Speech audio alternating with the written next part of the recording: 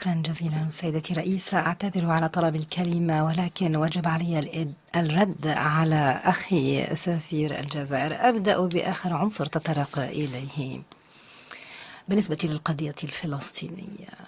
نعم، كان هناك دفاعا، ولكن باسم المجموعة العربية، لأنه ممثل المجموعة العربية في مجلس الأمن. وإذا ما كانت الجزائر مهتمة بهذا القدر لحقوق الشعب الفلسطيني، لماذا يمنع مظاهرة الشعب الجزائري في شوارع الجزائر دعما لغزة، دعما للبنان، دعما للضفة الغربية؟ إنهم يحظرون المظاهرات، وما من أحد له الحق في التظاهر. أما في المغرب كل أسبوع نشهد مظاهرات أمام البرلمان وفي المدن الكبرى. ثانيا، أخي الجزائري